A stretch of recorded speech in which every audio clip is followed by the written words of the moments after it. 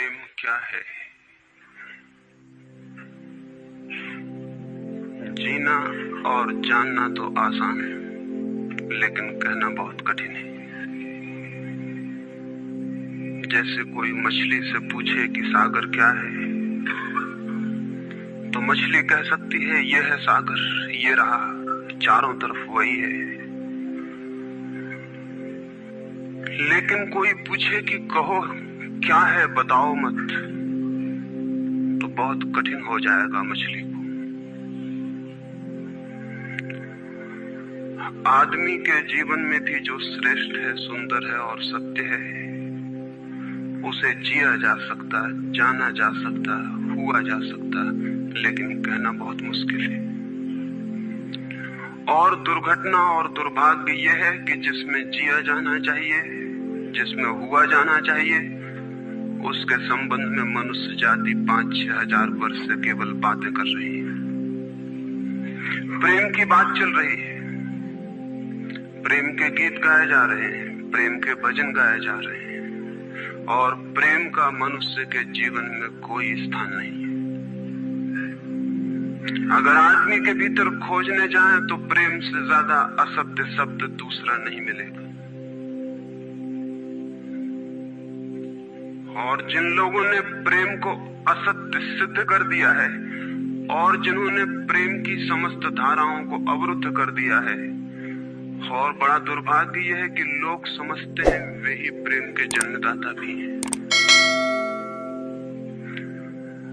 धर्म प्रेम की बातें करता है, लेकिन आज तक जिस प्रकार का धर्म मनुष्य जाति के ऊपर दुर्भाग्य की भांति छाया हुआ है, उस धर्म ने ही मनुष्य के जीवन से प्रेम के सारे द्वार बंद कर दिए। और न इस संबंध में पूरब और पश्चिम में कोई फर्क है, न हिंदुस्तान में और न अमेरिका में कोई फर्क है। मनुष्य के जीवन में प्रेम की धारा प्रकट ही नहीं हो पाई,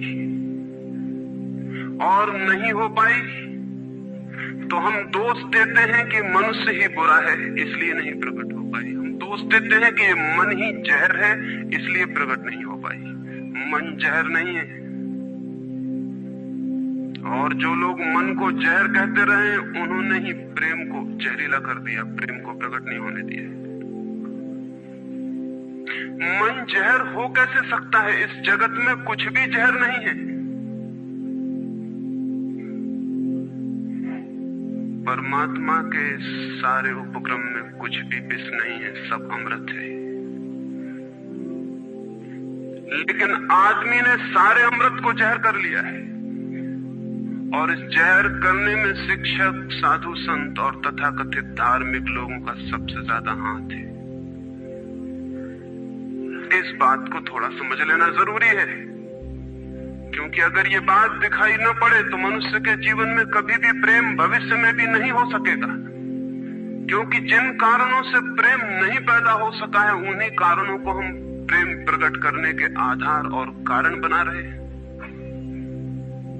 हालतें ऐसी हैं कि गलत सिद्धांतों को अगर हजारों वर्ष तक दोहराया जाए तो फिर हम ये भूल ही जाते हैं कि सिद्धांत गलत है, और दिखाई पड़ने लगता है कि आदमी गलत है, क्योंकि उन सिद्धांतों को पूरा नहीं कर पा रहा है। मैंने सुना है एक सम्राट के महल के नीचे से एक पंखा बेचने वाला गुजरता था और जोर से चिल्ला रहा था कि अनूठे और अद्भुत पंखे मैंने निर्मित किए हैं। ऐसे पंखे कभी भी नहीं बनाए गए, ये पंखे कभी देखे भी नहीं गए हैं। सम्राट ने खिड़की से झांक के देखा कि कौन है जो अनूठे पंखे ले आए। सम्राट के पास सब तरह के पंखे थे, दुनिया के कोने कोने में जो मिल सकते थे। और नीचे देखा, गलियारे में खड़ा हुआ एक आदमी, साधारण 2-2 पैसे के पंखे होंगे, और चिल्ला रहा है कि अनूठे, अद्वितीय। उस आदमी को ऊपर बुलाया और पूछा कि इन पंखों में क्या खूबी है, दाम क्या है इन पंखों के। उस पंखे वाले ने कहा कि महाराज, दाम ज्यादा नहीं है, पंखे को देखते हुए दाम बहुत कम है, सिर्फ 100 रुपए का पंखा है। सम्राट ने कहा 100 रुपए? ये 2 पैसे का पंखा जो बाजार में जगह जगह मिलता है, 100 रुपए दाम, क्या है इसकी खूबी? उस आदमी ने कहा खूबी, ये पंखा 100 वर्ष चलता है, 100 वर्ष के लिए गारंटी है, 100 वर्ष से कम में खराब नहीं होता है। सम्राट ने कहा, इसको देख के तो ऐसा लगता है कि सप्ताह भी चल जाए, पूरा तो मुश्किल। धोखा देने की कोशिश कर रहे हो, सरासर बेईमानी, और वो भी सम्राट के सामने।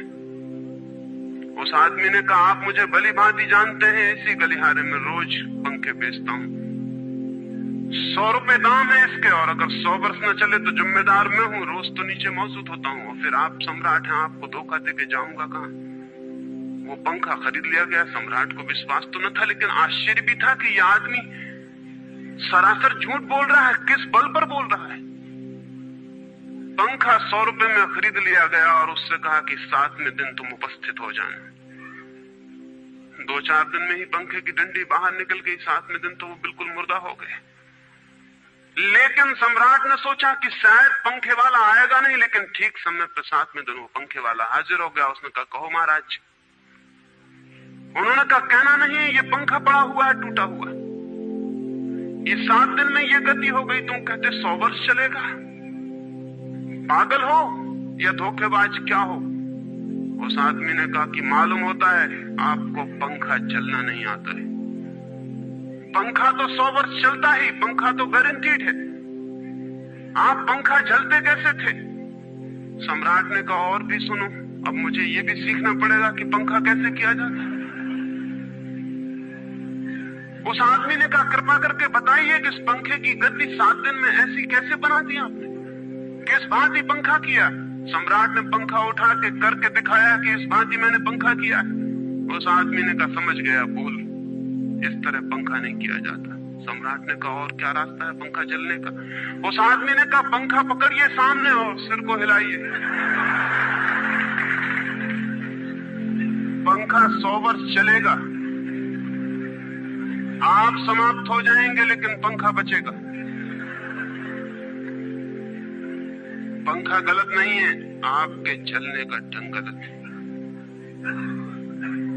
यह आदमी पैदा हुआ है 5-6 हजार या 10 हजार वर्ष की संस्कृति का। यह आदमी फल है, लेकिन संस्कृति गलत नहीं है, यह आदमी गलत है। आदमी मरता जा रहा है रोज, और संस्कृति की दुहाई चलती चली जाती है कि महान संस्कृति, महान धर्म, महान सब कुछ, और उसका ये फल है। आदमी उसी संस्कृति से गुजरा है और ये परिणाम है उसका। लेकिन नहीं, आदमी गलत है, और आदमी को बदलना चाहिए अपने को। और कोई कहने की हिम्मत नहीं उठाता कि कहीं ऐसा तो नहीं है कि 10,000 वर्षों में जो संस्कृति और धर्म आदमी को प्रेम से नहीं भर पाए, वो संस्कृति और धर्म गलत हो। और अगर 10,000 वर्षों में आदमी प्रेम से नहीं भर पाया, तो आगे कोई संभावना है इसी धर्म और इसी संस्कृति के आधार पर कि आदमी कभी प्रेम से भर जाए?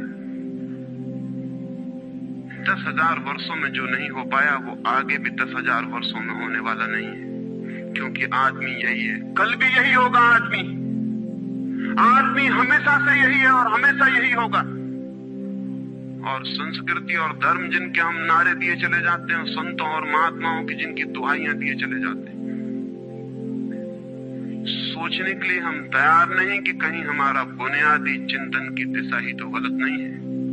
मैं कहना चाहता हूं कि वो गलत है, और गलत सबूत है ये आदमी। और क्या सबूत होता है? एक बीज को हम बोएं और फल जहरीले और कड़वे हों, तो क्या सब सिद्ध होता है? सिद्ध होता है कि वो बीज जहरीला और कड़वा रहा होगा। हालांकि बीज में पता लगाना मुश्किल है कि उससे जो फल पैदा होंगे वो कड़वे पैदा होंगे। बीज में कुछ खोजबीन नहीं की जा सकती। बीज को तोड़ो फोड़ो, कोई पता नहीं चल सकता कि इससे जो फल पैदा होंगे वो कड़वे होंगे।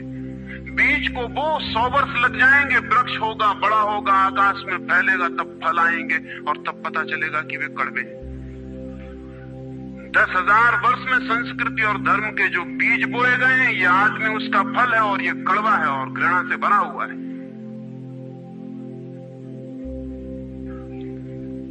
लेकिन उसी की दुहाई दिए चले जाते हैं हम, और सोचते हैं उससे प्रेम हो जाए।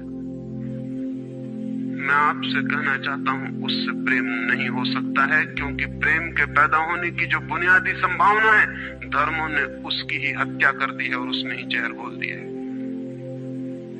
मनुष्य से भी ज्यादा प्रेम पशुओं और पक्षियों में और पौधों में दिखाई पड़ता है। जिनके पास न कोई संस्कृति है न कोई धर्म है। संस्कृत और सुसंस्कृत और सभ्य मनुष्यों की बजाय असभ्य और जंगल के आदमी में ज्यादा प्रेम दिखाई पड़ता है, जिसके पास न कोई विकसित धर्म है, न कोई सभ्यता है, न कोई संस्कृति है।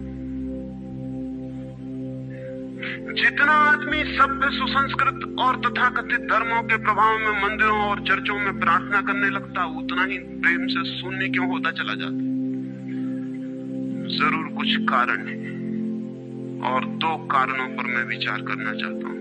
अगर वे ख्याल में आ जाएं, तो प्रेम के अवरुद्ध स्रोत टूट सकते हैं और प्रेम की गंगा बह सकती है। वो हर आदमी के भीतर है, उसे कहीं से लाना नहीं है।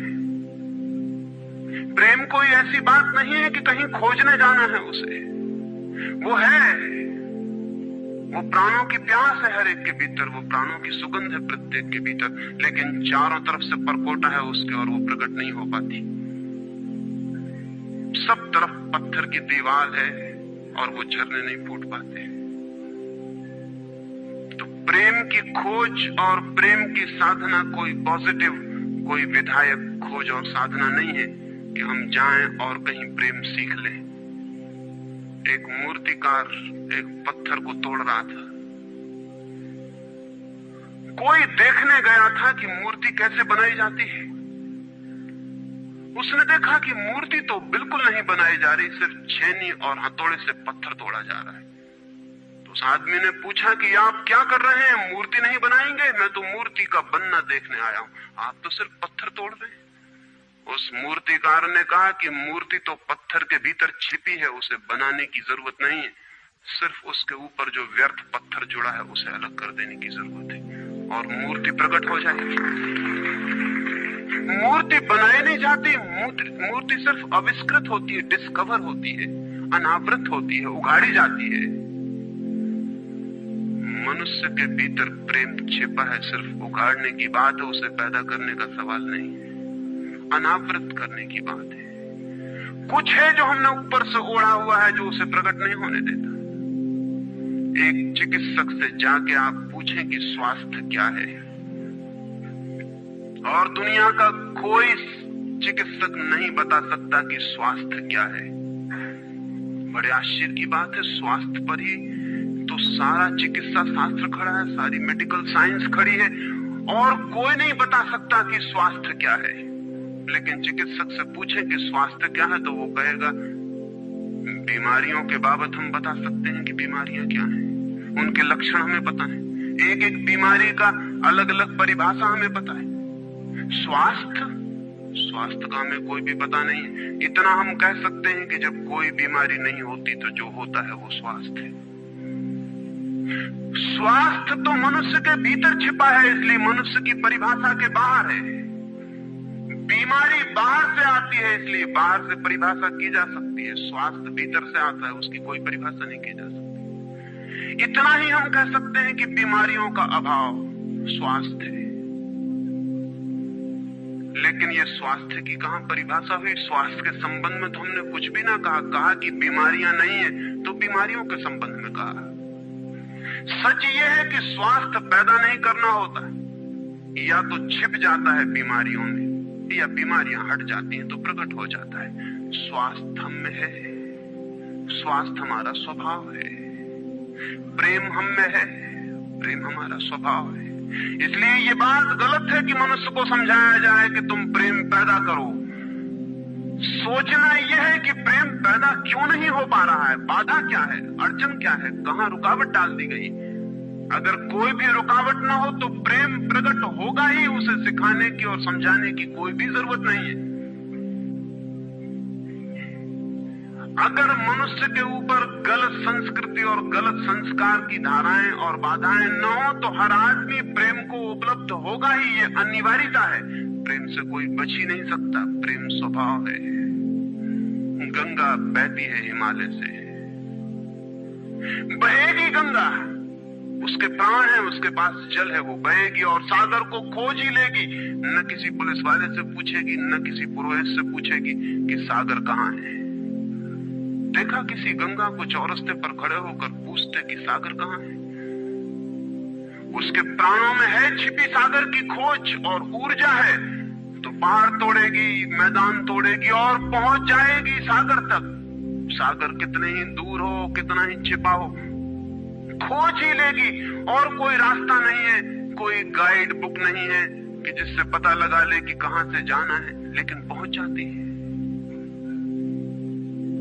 लेकिन बांध बांध दिए जाएं, चारों तरफ परकोटे उठा दिए जाएं, प्रकृति की बाधाओं को तोड़ के तो गंगा सागर तक पहुंच जाती है, लेकिन अगर आदमी की इंजीनियरिंग की बाधाएं खड़ी कर दी जाएं तो हो सकता है गंगा सागर तक न पहुंच पाए।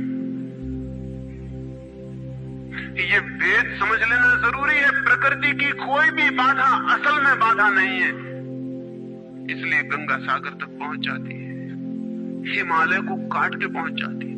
लेकिन अगर आदमी इजाद करे, इंतजाम करे, तो गंगा को सागर तक नहीं भी पहुंचने दे सकता है। प्रकृति का तो एक सहयोग है, प्रकृति तो एक हार्मनी है। वहां जो बाधा भी दिखाई पड़ती है वो भी शायद शक्ति को जगाने के लिए चुनौती है। वहां जो विरोध भी दिखाई पड़ता है वो भी शायद भीतर प्राणों में जो छिपा है उसे प्रकट करने के लिए बुलावा है। वहां शायद कोई बाधा नहीं है। वहां हम बीज को दबाते हैं जमीन में, दिखाई पड़ता है कि जमीन की एक परत बीज के ऊपर पड़ी है, बाधा दे रही, लेकिन वो बाधा नहीं दे रही। अगर वो परत ना होगी तो बीज अंकुरित भी नहीं हो पाएगा। ऐसे दिखाई पड़ता है कि एक परत जमीन की बीज को नीचे दबा रही है, लेकिन वो परत दबा इसलिए रही है ताकि बीज दबे, गले और टूट जाए और अंकुर बन जाए।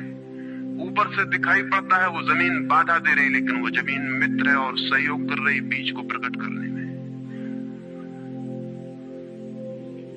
प्रकृति तो एक हार्मनी है, एक संगीतपूर्ण लयबद्धता है, लेकिन आदमी ने जो जो निसर्ग के ऊपर इंजीनियरिंग की है, जो जो उसने अपने यांत्रिक धारणाओं को ठोंकने की और बिठाने की कोशिश की है, उससे गंगाएं रुक गई हैं, जगह जगह अवरुद्ध हो गई हैं।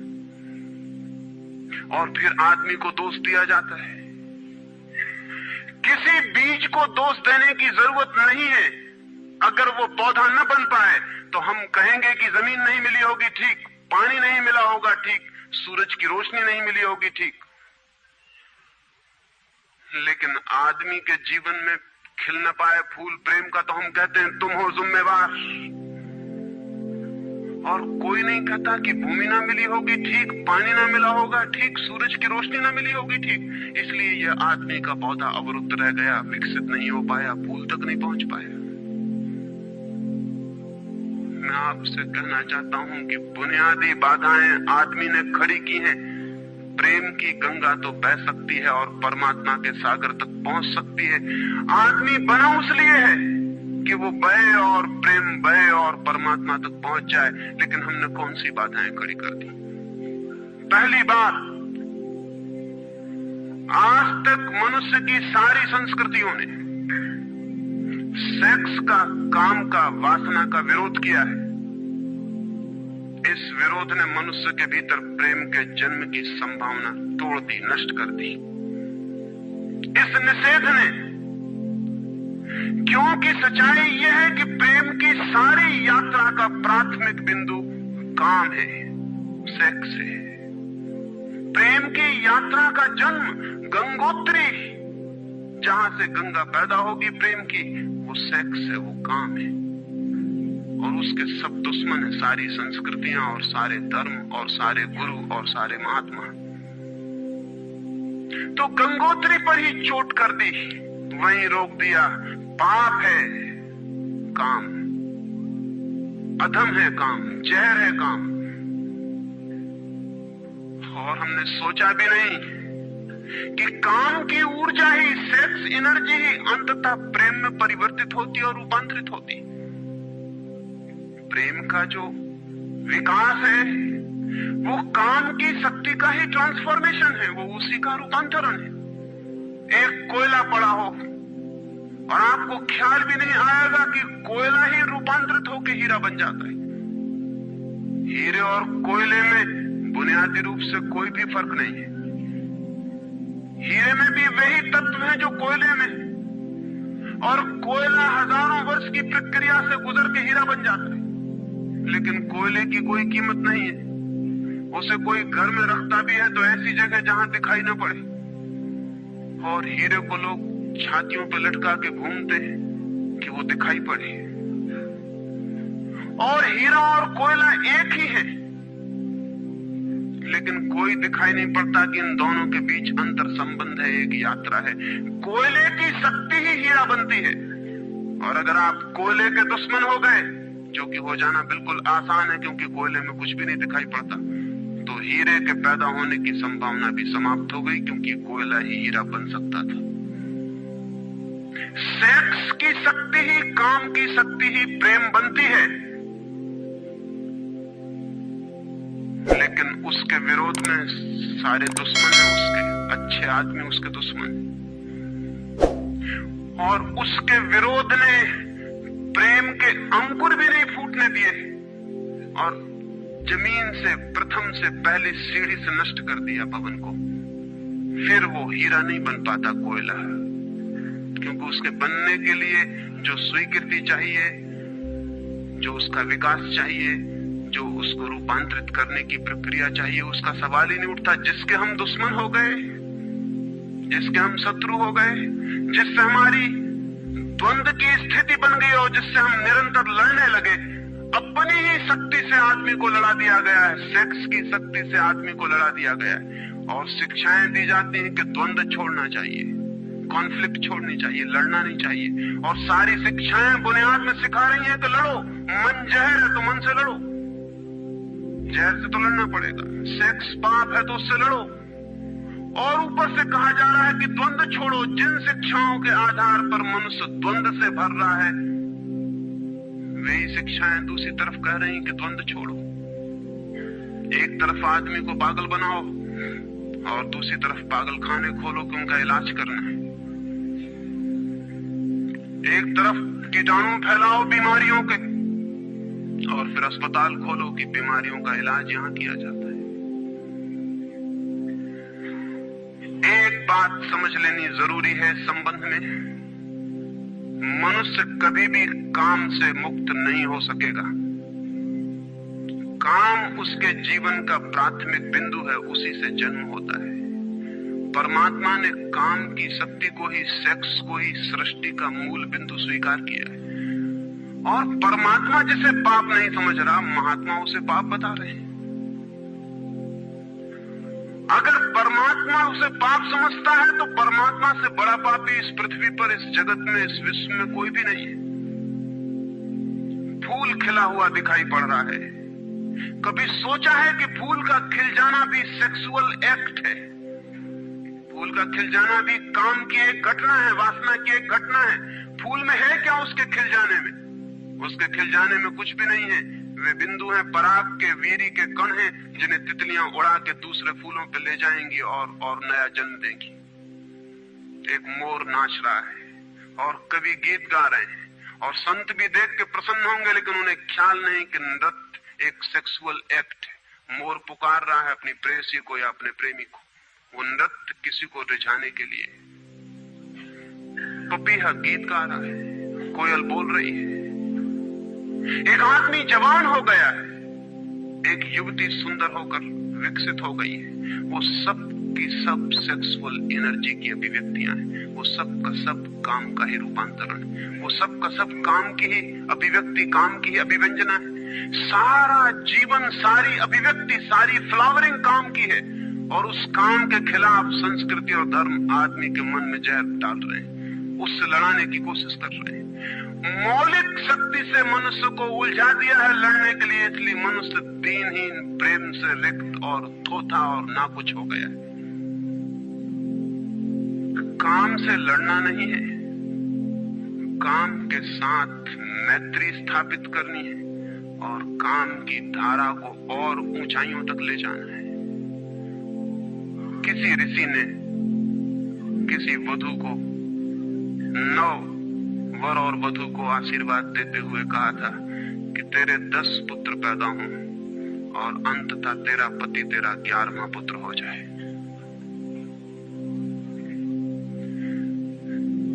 वासना रूपांतरित हो तो पत्नी मां बन सकती है,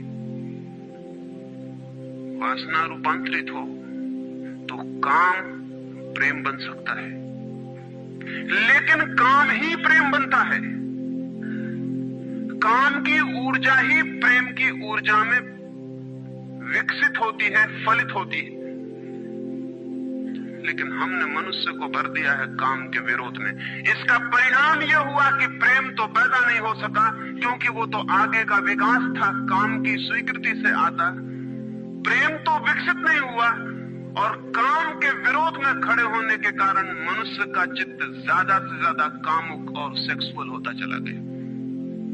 हमारे सारे गीत, हमारी सारी कविताएं, हमारे चित्र, हमारी पेंटिंग्स, हमारे मंदिर, हमारी मूर्तियां सब घूम फिर के सेक्स के आसपास केंद्रित हो गई। हमारा मन ही सेक्स के आसपास केंद्रित हो गया। इस जगत में कोई भी पशु मनुष्य की भांति सेक्सुअल नहीं है। मनुष्य 24 घंटे सेक्सुअल हो गया। उठते बैठते सोते जागते सेक्स ही सब कुछ हो गया। उसके प्राण में एक घाव हो गया, विरोध के कारण, दुश्मनी के कारण, शत्रुता के कारण। जो जीवन का मूल था उससे मुक्त तो हुआ नहीं जा सकता था, लेकिन उससे लड़ने की चेष्टा में सारा जीवन रुग्ण जरूर हो सकता था, वो रुग्ण हो गया है। और ये जो मनुष्य जाति इतनी ज्यादा कामुक दिखाई पड़ रही है, इसके पीछे तथाकथित धर्मों और संस्कृति का बुनियादी हाथ है। इसके पीछे बुरे लोगों का नहीं, सज्जनों और संतों का हाथ है। और जब तक मनुष्य जाति सज्जनों और संतों के इस अनाचार से मुक्त नहीं होती, तब तक प्रेम के विकास की कोई संभावना नहीं। मुझे एक घटना याद आती है।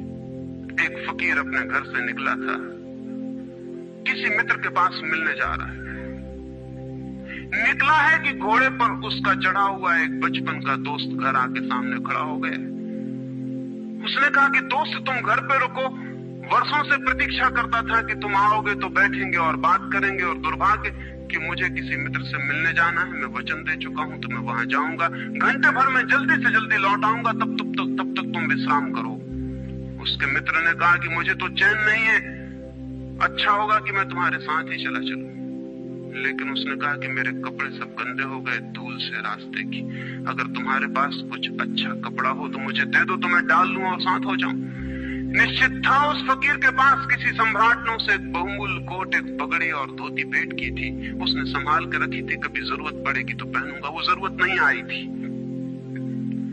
निकाल के ले आया। खुशी में मित्र ने जब पहन ली तब उसे थोड़ी ईर्ष्या पैदा हुई। मित्र ने पहन के तो मित्र सम्राट मालूम होने लगा। बहुमूल्य कोट था, पगड़ी थी, धोती थी, शानदार जूते थे, और उसके सामने वो फकीर बिल्कुल ही नौकर चाकर दीनहीन दिखाई पड़ने लगा। उसने सोचा है तो बड़ा मुश्किल हुआ, है तो बड़ा गलत हुआ। जिनके घर में ले जाऊंगा ध्यान इस पर जाएगा, मुझ पर किसी का भी ध्यान जाएगा नहीं। अपने ही कपड़े, और आज अपने ही कपड़ों के कारण मैं दीनहीन हो जाऊंगा। लेकिन बार बार मन को समझाया कि मैं फकीर हूं, आत्मा परमात्मा की बात करने वाला, क्या रखा है कोट में पगड़ी में, छोड़ो, पहने रहने तो कितना फर्क पड़ता है। लेकिन जितना समझाने की कोशिश की कि कोट पगड़ी में क्या रखा है, कोट पगड़ी ही उसके मन में घूमने लगी। मित्र दूसरी बात करने लगा, लेकिन वो भीतर तो ऊपर तो कुछ और दूसरी बातें कर रहा है, लेकिन वहां उसका मन नहीं है, भीतर उसे बस कोट और पगड़ी। रास्ते पर जो भी आदमी देखता है उसको कोई भी नहीं देखता, मित्र की तरफ सबकी आंखें जाती। वो बड़ा मुश्किल में पड़ गया कि तो आज अपनी भूल कर ली, अपने हाथ से भूल कर ली। जिनके घर जाना था वहां पहुंचा, जाके परिचय दिया कि मेरे मित्र हैं, जमाल, बचपन के दोस्त हैं, बहुत प्यारे आदमी हैं। और फिर अचानक अनजाने मुंह से निकल गया कि रह गए कपड़े सो कपड़े मेरे हैं। क्योंकि मित्र भी जिनके घर गए थे वो भी उसके कपड़ों को देख रहे थे, और भीतर उसके चल रहा था कोट पगड़ी, मेरी कोट पगड़ी, और उन्हीं की वजह से मैं परेशान हो रहा हूं। निकल गया मुंह से कि रह गए कपड़े, कपड़े मेरे। मित्र भी हैरान हुआ, घर के लोग भी हैरान हुए कि ये क्या पागलपन की बात है। ख्याल उसको भी आया बोल जाने के बाद, तब पछताया कि तो भूल हो गई। पछताया तो और दबाया अपने मन को, बाहर निकल के क्षमा मांगने लगा कि क्षमा कर दो, बड़ी गलती हो गई। मित्र ने कहा, मैं तो हैरान हुआ कि तुमसे निकल कैसे गया। उसने कहा कि कुछ नहीं, सिर्फ जबान की चूक हो गई। हालांकि जबान की चूक कभी भी नहीं होती है, भीतर कुछ चलता होता है तो कभी कभी बेमौके जबान से निकल जाता है, चूक कभी नहीं होती। माफ कर दो, भूल हो गई। कैसे ये ख्याल आ गया कुछ समझ में नहीं आता, हालांकि पूरी तरह समझ में आ रहा था कि ख्याल कैसे आया है। दूसरे मित्र के घर गए।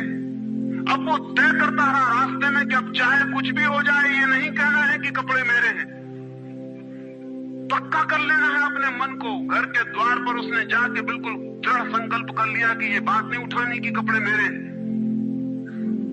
लेकिन उस पागल को पता नहीं कि जितना वो दृढ़ संकल्प कर रहा है इस बात का, वो दृढ़ संकल्प बता रहा है इस बात को कि उतने ही जोर से उसके भीतर ये भावना घर कर रही है कि कपड़े मेरे। आखिर दृढ़ संकल्प किया क्यों जाता है? एक आदमी कहता है कि मैं ब्रह्मचर्य का दृढ़ व्रत लेता हूं, उसका मतलब है उसके भीतर कामुकता दृढ़ता से धक्के मार रही, नहीं तो और कारण क्या है? एक आदमी कहता है कि मैं कसम खाता हूं कि आज से कम खाना खाऊंगा, उसका मतलब यह है कि कसम खानी पड़ रही, ज्यादा खाने का मन है उसका। और तब अनिवार्य रूप में द्वंद्व पैदा होता है।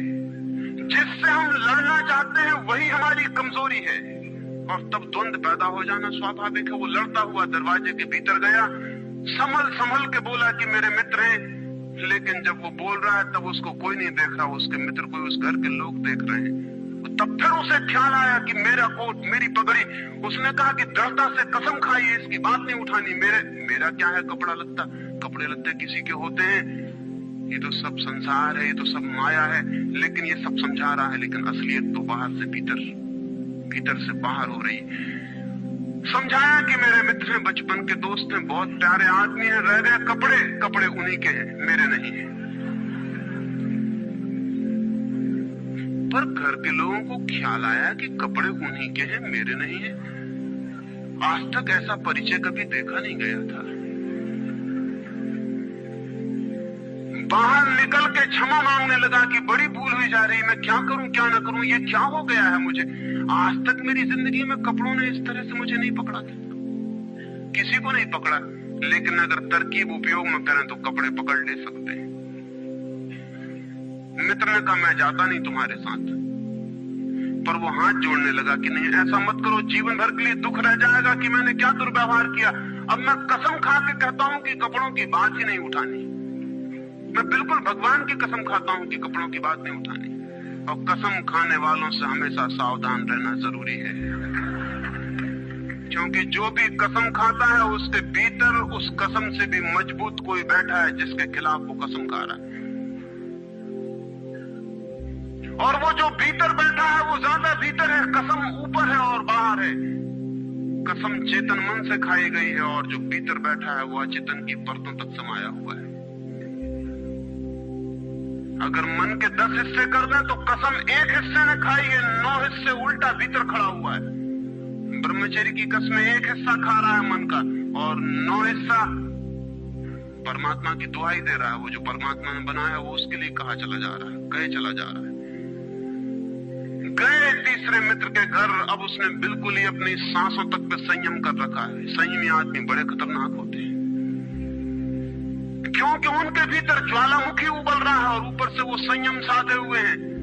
और इस बात को स्मरण रखना कि जिस चीज को साधना पड़ता है, साधने में इतना श्रम लग जाता है कि साधना पूरे वक्त हो नहीं सकती, फिर शिथिल होना पड़ेगा, विश्राम करना पड़ेगा। अगर मैं जोर से मुट्ठी बांध लूं तो कितनी देर बांधे रख सकता हूं? 24 घंटे। जितने जोर से बांधूंगा उतने ही जल्दी थक जाऊंगा और मुट्ठी खुल जाएगी। जिस चीज में भी श्रम करना पड़ता है, जितना ज्यादा श्रम करना पड़ता है उतने जल्दी थकान आ जाती, शक्ति खत्म हो जाती और उल्टा होना शुरू हो जाता। मुट्ठी बांधी जितने जोर से उतने ही जल्दी मुट्ठी खुल जाएगी। मुट्ठी खुली रखी जा सकती है 24 घंटे, लेकिन बांध के नहीं रखी जा सकती है। जिस काम में श्रम पड़ता है उस काम को आप जीवन नहीं बना सकते, कभी सहज नहीं हो सकता वो काम। श्रम पड़ेगा, फिर विश्राम का वक्त आएगा ही। इसलिए जितना सदा हुआ संत होता है उतना ही खतरनाक आदमी होता है, क्योंकि उसका विश्राम का वक्त आएगा। 24 घंटे में घंटे भर को उसे शिथिल होना पड़ेगा, उसे भी इस दुनिया भर के पाप उसके भीतर खड़े हो जाएंगे, नरक सामने आ जाएगा। तो उसने बिल्कुल ही अपने को सांस रोक लिया और कहा कि अब कसम खाता हूं कि इन कपड़ों की बात ही नहीं उठानी। लेकिन आप सोच लें उसकी हालत, अगर आप थोड़े बहुत भी धार्मिक आदमी होंगे तो आपको अपने अनुभव से भी पता चल सकता है कि उसकी क्या हालत हुई होगी। अगर आपने कसम खाई हो, व्रत लिए हो, संकल्प साधे हो, तो आपको भली भांति पता होगा कि भीतर क्या हालत हो जाती है। भीतर गया, उसके माथे से पसीना चू रहा है, इतना श्रम पड़ रहा है। मित्र डरा हुआ है उसके पसीने को देखकर कि वो उसकी सब नसें खिंची हुई हैं। वो बोल रहा है एक एक शब्द कि मेरे मित्र हैं, बड़े पुराने दोस्त हैं, बहुत अच्छे आदमी हैं। और एक क्षण को वो रुका, जैसे भीतर से कोई जोर का धक्का आया हो और सब बह गया, बाढ़ आ गई और सब बह गया। और उसने कह के रह गए कपड़े की बात, तो मैंने कसम खा ली है कि कपड़े की बात ही नहीं करनी।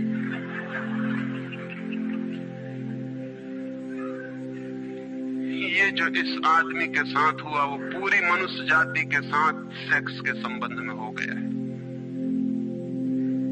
सेक्स को ऑब्सेशन बना दिया, सेक्स को रोग बना दिया, घाव बना दिया और सब विषाक्त कर दिया, सब विषाक्त कर दिया।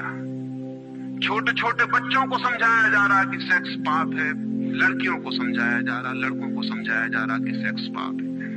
फिर ये लड़की जवान होगी, ये लड़का जवान होगा, इनकी शादियां होंगी और सेक्स की दुनिया शुरू होगी और इन दोनों के भीतर ये भाव है कि ये पाप है।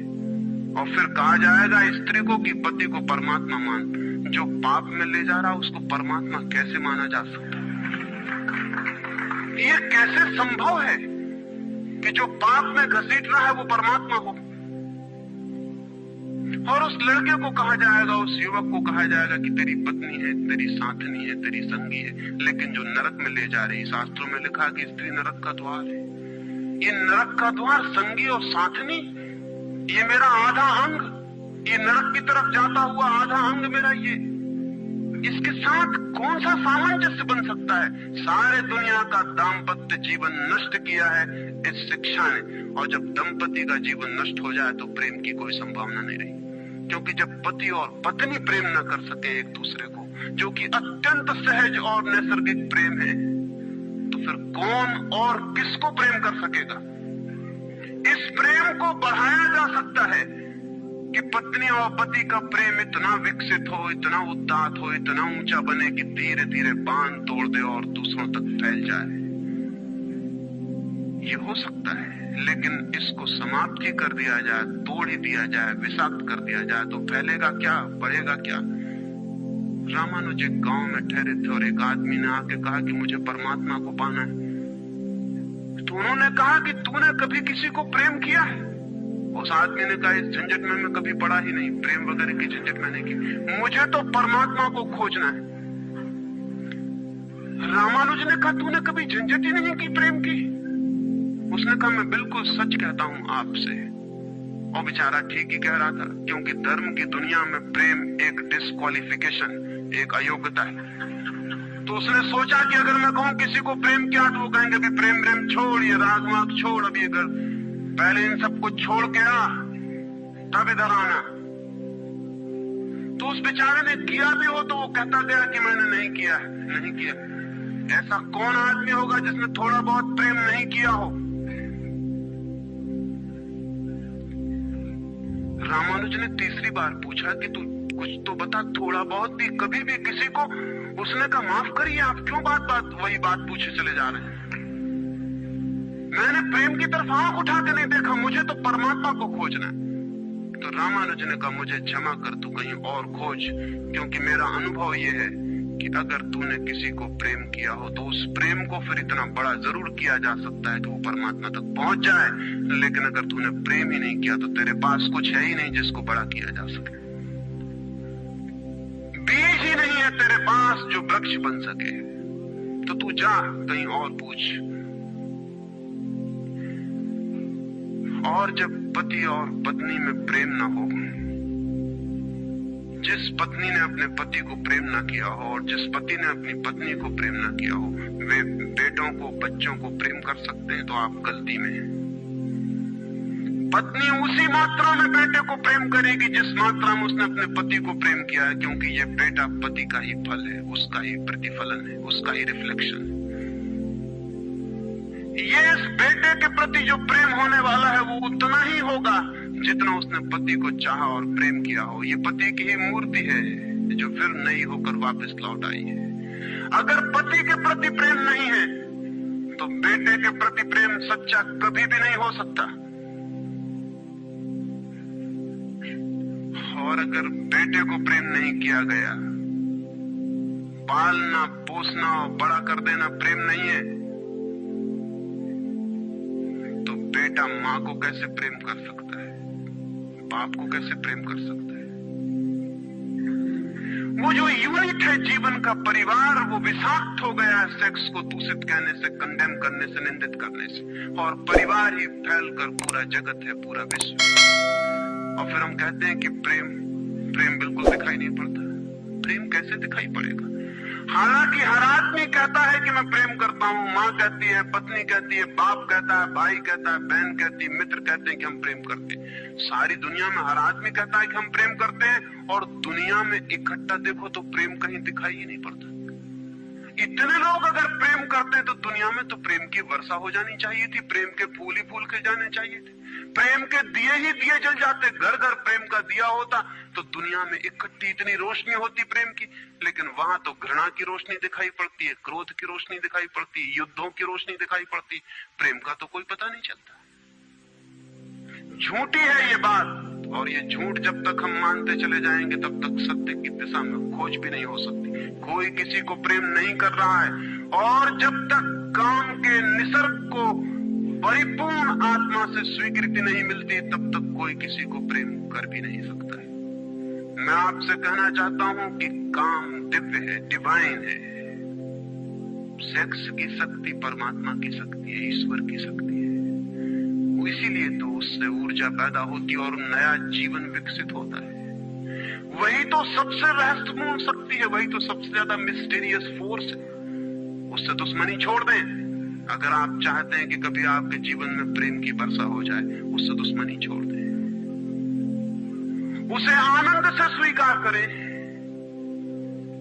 उसकी पवित्रता को स्वीकार करें, उसकी धन्यता को स्वीकार करें, और खोजें उसमें और गहरे, तो आप हैरान हो जाएंगे।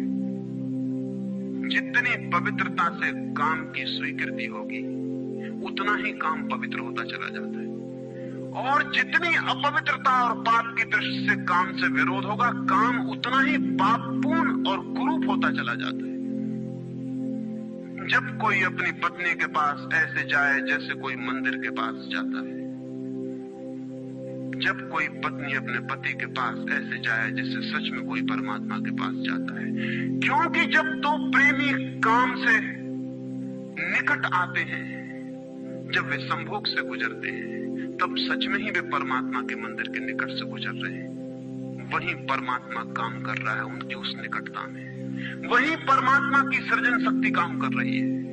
और मेरी अपनी दृष्टि यह है कि मनुष्य को समाधि का, ध्यान का जो पहला अनुभव मिला हो कभी भी मनुष्य के इतिहास में, तो वो संभोग के क्षण में मिला है और कभी नहीं।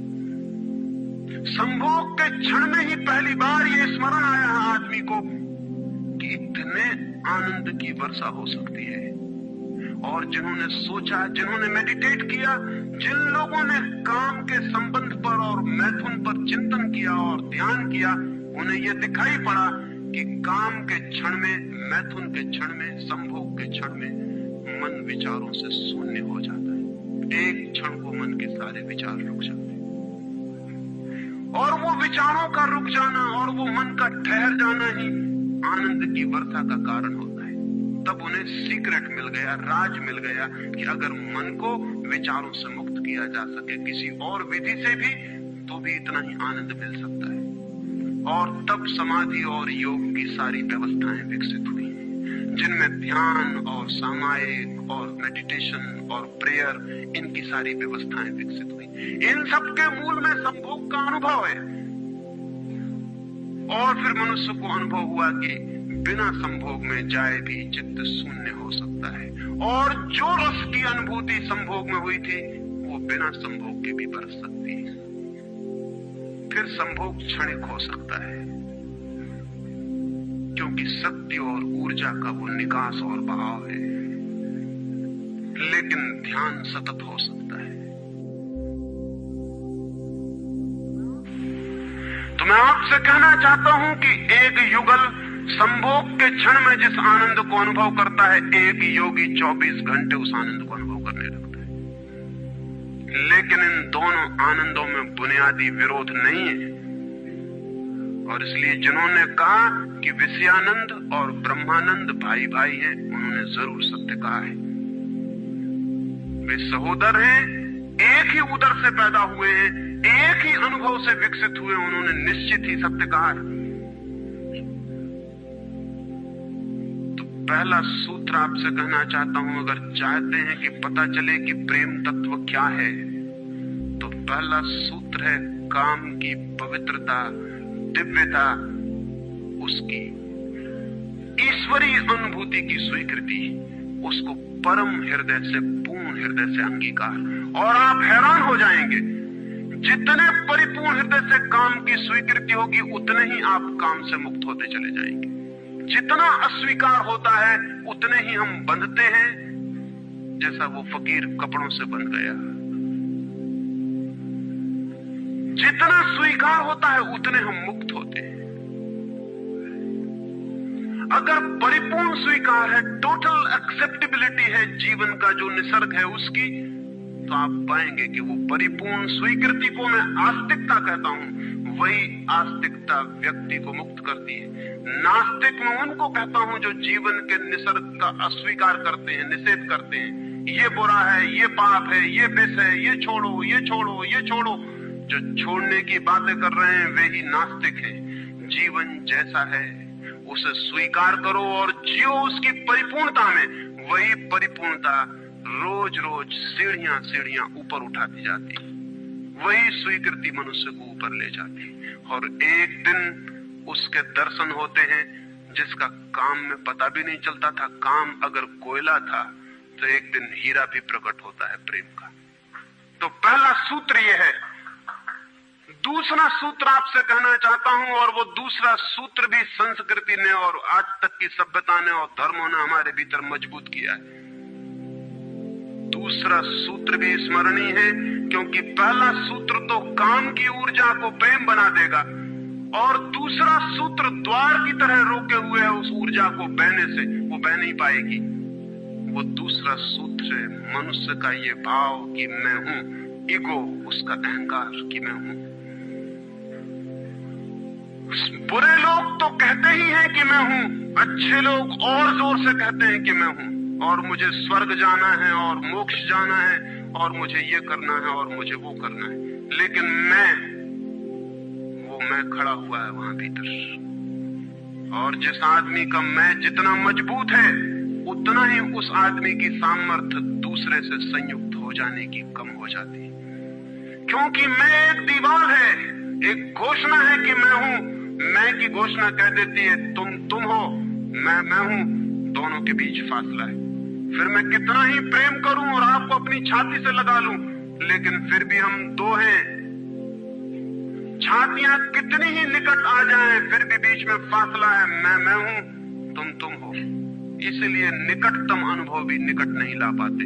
शरीर पास बैठ जाते हैं, आदमी दूर दूर बने रह जाते हैं। जब तक भीतर मैं बैठा हुआ है, तब तक दूसरे का भाव नष्ट नहीं होता।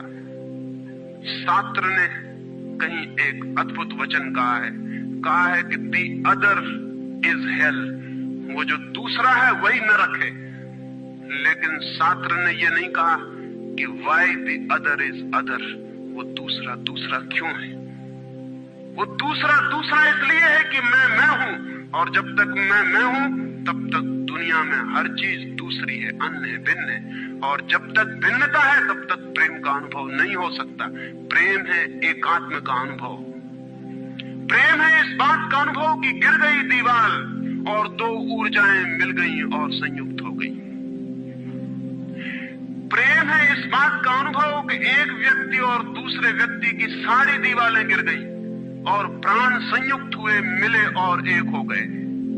जब यही अनुभव एक व्यक्ति और समस्त के बीच फलित होता है तो उस अनुभव को मैं कहता हूं परमात्मा, और जब दो व्यक्तियों के बीच फलित होता है तो उसे मैं कहता हूं प्रेम। अगर मेरे और किसी दूसरे व्यक्ति के बीच ये अनुभव फलित हो जाए कि हमारी दीवारें गिर जाएं, हम किसी भीतर के तल पर एक हो जाएं, एक संगीत, एक धारा, एक प्राण, तो ये अनुभव है प्रेम। और अगर ऐसा ही अनुभव मेरे और समस्त के बीच घटित हो जाए कि मैं विलीन हो जाऊं और सब और मैं एक हो जाऊं, तो ये अनुभव है परमात्मा। इसलिए मैं कहता हूं प्रेम है सीढ़ी और परमात्मा है उस यात्रा की अंतिम मंजिल। ये कैसे संभव है कि दूसरा मिट जाए? जब तक मैं न मिटूं तब तक दूसरा कैसे मिट सकता है? वो दूसरा पैदा किया है मेरे मैं की प्रतिध्वनि ने। जितने जोर से मैं चिल्लाता हूं कि मैं, उतने ही जोर से वो दूसरा पैदा हो जाता है। वो दूसरी प्रतिध्वनि है, उस तरफ इको हो रही मेरे मैं की। और ये अहंकार, ये ईगो द्वार पर दीवार बन के खड़ी है। और मैं है क्या? कभी सोचा आपने कि ये मैं है क्या? आपका हाथ है मैं, आपका पैर है, आपका मस्तिष्क है, आपका हृदय है, क्या है आपका मैं? अगर आप एक क्षण भी शांत होकर भीतर खोजने जाएंगे कि कहां है मैं, कौन सी चीज है मैं, तो आप एकदम हैरान रह जाएंगे। भीतर कोई मैं खोजे से मिलने को नहीं। जितना गहरा खोजेंगे उतना ही पाएंगे भीतर एक सन्नाटा और शून्य है। वहां कोई आई नहीं, वहां कोई मैं नहीं, वहां कोई ईगो नहीं। एक भिक्षु नागसेन को एक सम्राट मिलिंद ने निमंत्रण दिया था कि तुम आओ दरबार में। तो जो राजदूत गया था निमंत्रण देने, उसने नागसेन को कहा कि भिक्षु नागसेन, आपको बुलाया है सम्राट मिलिंद ने, मैं निमंत्रण देने आया हूं। तो नागसेन कहने लगा मैं चलूंगा जरूर, लेकिन एक बात विनय कर दूं, पहले ही कह दूं कि भिक्षु नागसेन जैसा कोई है नहीं। ये केवल एक नाम है, काम चलाऊ नाम है। आप कहते हैं तो मैं चलूंगा जरूर, लेकिन ऐसा कोई आदमी कहीं है नहीं।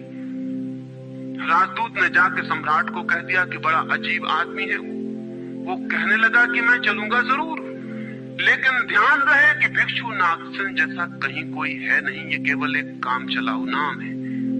सम्राट ने कहा अजीब सी बात है, जब वो कहता है मैं चलूंगा, आएगा वो आया भी रथ पर बैठकर। सम्राट ने द्वार पर स्वागत किया और कहा भिक्षु नागसेन हम स्वागत करते हैं आपका। वो हंसने लगा, उसने कहा कि स्वागत स्वीकार करता हूं, लेकिन स्मरण रहे भिक्षु नागसेन जैसा कोई है नहीं। सम्राट कहने लगा बड़ी पहेली की बातें करते हैं आप। अगर आप नहीं हैं तो कौन है? कौन आया है यहाँ? कौन स्वीकार कर रहा है स्वागत? कौन दे रहा है उत्तर? नागसेन मुड़ा और उसने कहा कि देखते हैं सम्राट मिलिंद, ये रथ खड़ा है जिस पर मैं आया। सम्राट ने कहा ये रथ है। तो भिक्षु नागसेन पूछने लगा घोड़ों को निकाल के अलग कर लिया जाए। घोड़े अलग कर लिए गए और उसने पूछा सम्राट से ये घोड़े रथ हैं? सम्राट ने कहा घोड़े कैसे रथ हो सकते हैं? घोड़े अलग कर दिए गए। सामने के डंडे जिनसे घोड़े बंधे थे खिंचवा लिए गए। उसने पूछा कि ये रथ हैं? सिर्फ दो डंडे कैसे रथ हो सकते हैं? डंडे अलग कर दिए गए। चाक निकलवा लिए और कहा ये रथ है। सम्राट ने कहा ये चाक है, ये रथ नहीं है। और एक एक अंग रथ का निकलता चला गया और एक एक अंग पर सम्राट को कहना पड़ा कि नहीं ये रथ नहीं है। फिर आखिर पीछे शून्य बच गया, वहां कुछ भी ना बचा। भिक्षु नागसेन पूछने लगा रथ कहां है अब? रथ कहां है अब? और जितनी चीजें मैंने निकाली तुमने कहा ये भी रथ नहीं, ये भी रथ नहीं, ये भी रथ नहीं, अब रथ कहां है? तो सम्राट चौंक के खड़ा रह गया। रथ पीछे बचा भी नहीं था और जो चीजें निकल गई थी उनमें कोई रथ था भी नहीं। तो वो भिक्षु कहने लगा समझे आप, रथ एक जोड़ था। रथ कुछ चीजों का संग्रह मात्र था। रथ का अपना होना नहीं है कोई, ईगो नहीं है कोई। रथ एक जोड़ है। आप खोजे कहां है आपका मैं, और आप पाएंगे कि अनंत शक्तियों के एक जोड़ है। मैं कहीं भी नहीं है। और एक एक अंग आप सोचते चले जाएं तो एक एक अंग समाप्त होता चला जाता है। फिर पीछे शून्य रह जाता है। उसी शून्य से प्रेम का जन्म होता है, क्योंकि वो शून्य आप नहीं है, वो शून्य परमात्मा है। एक गांव में एक आदमी ने मछलियों की एक दुकान खोली थी, बड़ी दुकान थी। उस गांव में पहली दुकान थी, तो उसने एक बहुत खूबसूरत तख्ती बनवाई और उस पर लिखाया फ्रेश फिश सोल्ड हियर, यहाँ ताजी मछलियां बेची जाती। पहले दिन दुकान खुली और एक आदमी आया और कहने लगा फ्रेश फिश सोल्ड हियर, ताजी मछलियां, कहीं बासी मछलियां भी बेची जाती हैं? ताजी लिखने की क्या जरूरत? दुकानदार ने सोचा कि बात तो ठीक है, इससे और व्यर्थ बासे का भी ख्याल पैदा होता है। उसने फ्रेश अलग कर दिया, ताजा अलग कर दिया। तख्ती रह गई फिश सोल्ड हियर, मछलियां बेची जाती हैं, मछलियां यहां बेची जाती। दूसरे दिन एक बूढ़ी औरत आई और उसने कहा कि मछलियां यहां बेची जाती हैं, सोल्ड हियर, कहीं और कहीं भी बेचते हो? उस आदमी ने कहा ये हियर बिल्कुल फिजूल है। उसने तख्ती पर एक शब्द और अलग कर दिया, रह गया फिश सोल्ड। तीसरे दिन एक आदमी आया, वो कहने लगा फिश सोल्ड, मछलियां बेची जाती हैं, मुफ्त भी देते हो क्या? आदमी ने कहा ये सोल्ड भी बेकार। उस सोल्ड को भी अलग कर दिया। अब रह गई वहां तख्ती फिश। एक बुढ़ा आया और कहने लगा फिश, अंधे को भी मील भर दूर से बास मिल जाती है, ये तख्ती काहे के लिए लटकाई हुई है यहाँ? फिश भी चली गई, खाली तख्ती रह गई वहां। और एक आदमी आया और उसने कहा ये तख्ती किस लिए लगाई है, इससे दुकान पे आड़ पड़ती। वो तख्ती भी चली गई, वहां कुछ भी नहीं रह गया। इलिमिनेशन होता गया, एक एक चीज हटती चली गई, पीछे जो शेष रह गया शून्य। उस शून्य से प्रेम का जन्म होता है, क्योंकि उस शून्य में दूसरे के शून्य से मिलने की क्षमता है। सिर्फ शून्य ही शून्य से मिल सकता है और कोई नहीं। दो शून्य मिल सकते हैं, दो व्यक्ति नहीं, दो इंडिविजुअल नहीं मिल सकते, दो वैक्यूम, दो एम्प्टीनेस मिल सकते हैं, क्योंकि बाधा आप कोई भी नहीं, शून्य की कोई दीवार नहीं होती और हर चीज की दीवार होती है। तो दूसरी बात स्मरणीय है, व्यक्ति जब मिटता है नहीं रह जाता, पाता है कि हूं ही नहीं, जो है वो मैं नहीं हूं, जो है वो सब है। तब द्वार गिरता है, दीवार टूटती है और तब वो गंगा बहती है जो भीतर छिपी है और तैयार है। वो शून्य की प्रतीक्षा कर रही कि कोई शून्य हो जाए तो उससे बह उठूं।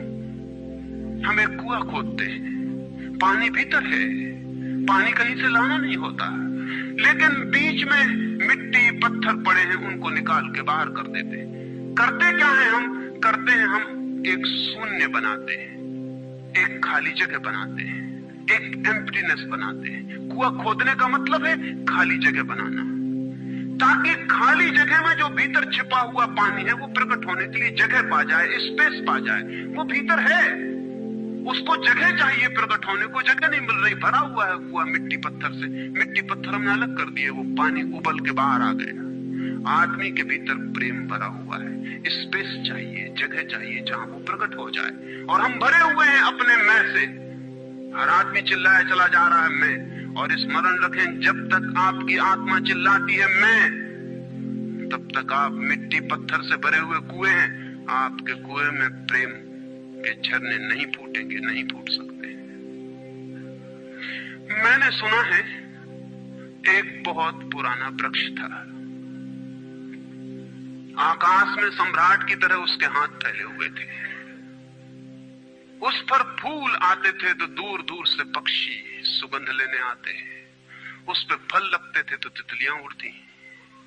उसकी छाया, उसके फैले हाथ, हवाओं में उसका वो खड़ा रूप आकाश में बड़ा सुंदर था। एक छोटा बच्चा उसकी छाया में रोज खेलने आता था। उस बड़े वृक्ष को उस छोटे बच्चे से प्रेम हो गया। बड़ों को छोटों से प्रेम हो सकता है अगर बड़ों को पता ना हो कि हम बड़े हैं। वृक्ष को कोई पता नहीं था कि मैं बड़ा हूं। ये पता सिर्फ आदमी को होता है, इसलिए उसका प्रेम हो गया। अहंकार हमेशा अपने से बड़ों को प्रेम करने की कोशिश करता है। अहंकार हमेशा अपने से बड़ों से संबंध जोड़ता है। प्रेम के लिए कोई बड़ा छोटा नहीं, जो आ जाए उसी से संबंध जुड़ जाता है। वो एक छोटा सा बच्चा खेलता आता था उस वृक्ष के पास, उस वृक्ष का उससे प्रेम हो गया, लेकिन वृक्ष की शाखाएं ऊपर थी, बच्चा छोटा था, तो वृक्ष अपनी शाखाएं उसके लिए नीचे झुका था ताकि वो फल तोड़ सके, फूल तोड़ सके। प्रेम हमेशा झुकने को राजी है, अहंकार कभी भी झुकने को राजी नहीं। अहंकार के पास जाएंगे तो अहंकार के हाथ और ऊपर उठ जाएंगे ताकि आप उन्हें छू ना सके, क्योंकि जिसे छू लिया जाए वो छोटा आदमी है, जिसे न छुआ जा सके, दूर सिंहासन पर दिल्ली में हो, वो आदमी बड़ा आदमी है। वो वृक्ष के शाखाएं नीचे झुकाती जब वो बच्चा खेलता हुआ आता, और जब बच्चा उसके फूल तोड़ लेता तो वृक्ष बहुत खुश होता, उसके प्राण आनंद से भर जाते। प्रेम जब भी कुछ दे पाता है तब खुश हो जाता है, अहंकार जब भी कुछ ले पाता है तभी खुश होता है। फिर वो बच्चा बड़ा होने लगा, वो कभी उसकी छाया में सोता है, कभी उसके फल खाता है, कभी उसके फूलों का ताज बना के पहनता और जंगल का सम्राट हो जाता है। प्रेम के फूल जिसके पास भी बरसते हैं वही सम्राट हो जाता है, और जहां भी अहंकार गिरता है वहीं सब अंधकार हो जाता है, आदमी दीन और दरिद्र हो जाता है। वो लड़का फूलों का ताज पहनता और नाचता, और वृक्ष बहुत खुश होता, उसके प्राण आनंद से भर जाते, हवाएं सनसनाती और वो गीत गाता है। फिर लड़का और बड़ा हुआ, वो वृक्ष के ऊपर भी चढ़ने लगा, वो उसकी शाखाओं से झूलने भी लगा, वो उसकी शाखाओं पर विश्राम भी करता, और वृक्ष बहुत आनंदित होता। प्रेम आनंदित होता है जब प्रेम किसी के लिए छाया बन जाता है। अहंकार आनंदित होता है जब किसी की छाया छीन लेता है। लेकिन लड़का बड़ा होता चला गया, दिन बढ़ते चले गए। जब लड़का बड़ा हो गया तो उसे और दूसरे काम भी दुनिया में आ गए, महत्वाकांक्षाएं आ गई, उसे परीक्षाएं पास करनी थी, उसे मित्रों को जीतना था। वो फिर कभी कभी आता, कभी नहीं भी आता, लेकिन वृक्ष उसकी प्रतीक्षा करता कि वो आए, वो आए। उसके सारे प्राण पुकारते कि आओ आओ। प्रेम निरंतर प्रतीक्षा करता है कि आओ आओ। प्रेम एक प्रतीक्षा है, एक अवेटिंग है, लेकिन वो कभी आता कभी नहीं आता तो वृक्ष उदास हो जाता है। प्रेम की एक ही उदासी है, जब वो बांट नहीं पाता तो उदास हो जाता है, जब वो दे नहीं पाता तो उदास हो जाता है। और प्रेम की एक ही धन्यता है कि जब वो बांट देता है, लुटा देता है तो आनंदित हो जाता है। फिर लड़का और बड़ा होता चला गया और वृक्ष के पास आने के दिन कम होते चले गए। जो आदमी जितना बड़ा होता चला जाता है महत्वाकांक्षा के जगत में, प्रेम के निकट आने की सुविधा उतनी ही कम होती चली जाती है। उस लड़के की एम्बिशन, महत्वाकांक्षा बढ़ रही थी, कहां वृक्ष, कहां जाना। फिर एक दिन वहां से निकलता था तो वृक्ष ने उसे कहा, सुनो। हवाओं में उसकी आवाज गूंजी कि सुनो, तुम आते नहीं, मैं प्रतीक्षा करता हूं, मैं तुम्हारे लिए प्रतीक्षा राह करता हूं, राह देखता हूं, बाट जोता हूं। उस लड़के ने कहा, क्या है तुम्हारे पास जो मैं आऊं? मुझे रुपए चाहिए। हमेशा अहंकार पूछता है कि क्या है तुम्हारे पास जो मैं आऊं। अहंकार मांगता है कि कुछ हो तो मैं आऊं, ना कुछ हो तो आने की कोई जरूरत नहीं। अहंकार एक प्रयोजन है, एक पर्पस है। प्रयोजन पूरा होता हो तो मैं आऊं, अगर कोई प्रयोजन ना हो तो आने की जरूरत क्या है। और प्रेम निष्प्रयोजन है, प्रेम का कोई प्रयोजन नहीं। प्रेम अपने में ही अपना प्रयोजन है, वो बिल्कुल पर्पसलेस है। वृक्ष तो चौंक गया, उसने कहा कि तुम तभी आओगे जब मैं कुछ तुम्हें दे सकूं। मैं तुम्हें सब दे सकता हूं, क्योंकि प्रेम कुछ भी रोकना नहीं चाहता। जो रोक ले वो प्रेम नहीं है, अहंकार रोकता है। प्रेम तो बेशर्त दे देता है, लेकिन रुपए मेरे पास नहीं है। ये रुपए तो सिर्फ आदमी की इजाजत है, वृक्षों ने ये बीमारी नहीं पाली है।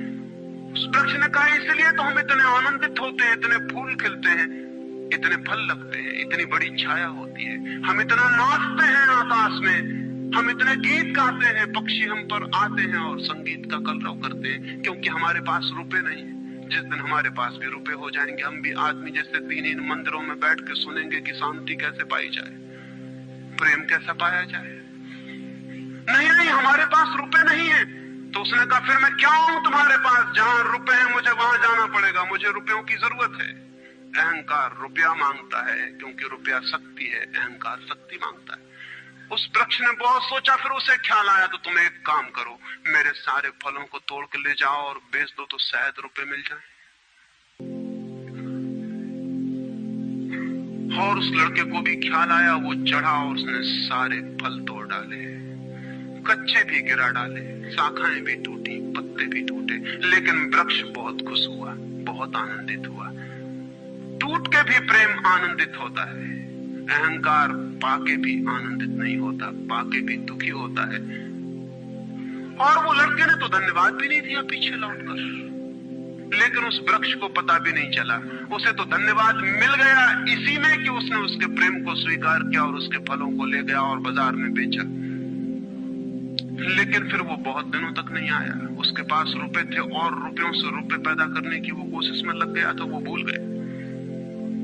वर्ष बीत गए और वृक्ष उदास है और उसके प्राणों में रस बह रहा है कि वो आए उसका प्रेमी और उसके रस को ले जाए, जैसे किसी माँ के स्तन में दूध भरा हो और उसका बेटा खो गया और उसके सारे प्राण तड़प रहे हो कि उसका बेटा कहाँ है, जिसे वो खोजे, जो उसे हल्का कर दे, निर्भर कर दे। ऐसे वो वृक्ष के प्राण पीड़ित होने लगे कि वो आए आए आए, उसकी सारी आवाज यही गूंजने लगी कि आओ। बहुत दिनों बाद वो आया, वो लड़का तो प्रौढ़ हो गया था। वृक्ष ने उससे कहा कि आओ मेरे पास, मेरे आलिंगन में आओ। उसने कहा छोड़ो ये बकवास, ये बचपन की बातें हैं। अहंकार प्रेम को पागलपन समझता है, बचपन की बातें समझता है। उस वृक्ष ने कहा आओ मेरी डालियों से झूलो, नाचो। उसने कहा छोड़ो ये फिजूल की बातें, मुझे एक मकान बनाना है। मकान दे सकते हो तुम? वृक्ष ने कहा मकान? हम तो बिना मकान के ही रहते हैं, मकान में तो सिर्फ आदमी रहता है। दुनिया में और कोई मकान में नहीं रहता, सिर्फ आदमी रहता है। सो देखते हो आदमी की हालत, मकान में रहने वाले आदमी की हालत। उसके मकान जितने बड़े होते जाते हैं, आदमी उतना छोटा होता चला। हम तो बिना मकान के रहते हैं। लेकिन एक बात हो सकती है कि तुम मेरी शाखाओं को काट के ले जाओ तो शायद तुम मकान बना लो। और वो प्रौढ़ कुल्हाड़ी लेकर आ गया और उसने उस वृक्ष की शाखाएं काट डाली। वृक्ष एक ठूंठ रह गया नंगा, लेकिन वृक्ष बहुत आनंदित था। प्रेम सदा आनंदित है, चाहे उसके अंग भी कट जाएं, लेकिन कोई ले जाए, कोई ले जाए, कोई बांट ले, कोई सम्मिलित हो जाए, साझीदार हो जाए। और उस लड़के ने तो पीछे लौट के भी नहीं देखा, उसने मकान बना लिया। और वक्त गुजरता गया, वो ठूंठ रहा देखता, वो चिल्लाना चाहता, लेकिन अब उसके पास पत्ते भी नहीं थे, शाखाएं भी नहीं थी। हवाएं आती और वो बोल भी ना पाता, बुला भी ना पाता, लेकिन उसके प्राणों में तो एक ही गूंज थी कि आओ आओ। और बहुत दिन बीत गए, तब वो बूढ़ा आदमी हो गया था। वो बच्चा, वो निकल रहा था पास से, वृक्ष के पास आके खड़ा हो गया। तो वृक्ष ने पूछा क्या कर सकता हूं और मैं तुम्हारे लिए, तुम बहुत दिनों बाद आए। उसने कहा तुम क्या कर सकोगे? मुझे दूर देश जाना है धन कमाने के लिए, मुझे एक नाव की जरूरत है। तो उसने कहा तुम मुझे और काट लो तो मेरी इस पीड़ से नाव बन जाएगी और मैं बहुत धन्य होऊंगा कि मैं तुम्हारी नाव बन सकूं, तुम्हें दूर देश ले जा सकूं। लेकिन तुम जल्दी लौट आना और सकुशल लौट आना, मैं तुम्हारी प्रतीक्षा करूंगा। और उसने आरे से उस वृक्ष को काट डाला। तब वो एक छोटा सा ठूंठ रह गया और वो दूर यात्रा पर निकल गया। और वो ठूंठ भी प्रतीक्षा करता रहा कि वो आए आए, लेकिन अब उसके पास कुछ भी नहीं देने को। शायद वो नहीं आएगा क्योंकि अहंकार वहीं आता है जहां कुछ पाने को है। अहंकार वहां नहीं जाता जहां कुछ पाने को नहीं है। मैं उस ठूंठ के पास एक रात मेहमान हुआ था, तो वो ठूंठ मुझसे बोला कि वो मेरा मित्र अब तक नहीं आया और मुझे बड़ी पीड़ा होती है, कहीं नाव डूब ना गई हो, कहीं वो भटक ना गया हो, कहीं किसी दूसरे किनारे पर विदेश में कहीं भूल ना गया हो, कहीं वो डूब ना गया हो, कहीं वो समाप्त ना हो गया हो। एक खबर मुझे भर कोई ला दे, अब मैं मरने के करीब हूँ। एक खबर भर आ जाए कि वो सकुशल है, फिर कोई बात नहीं, फिर सब ठीक है। अब तो मेरे पास देने को कुछ भी नहीं है, इसलिए बुलाऊं भी तो शायद वो नहीं आएगा, क्योंकि वो लेने की ही भाषा समझता है। अहंकार लेने की भाषा समझता है, प्रेम देने की भाषा है।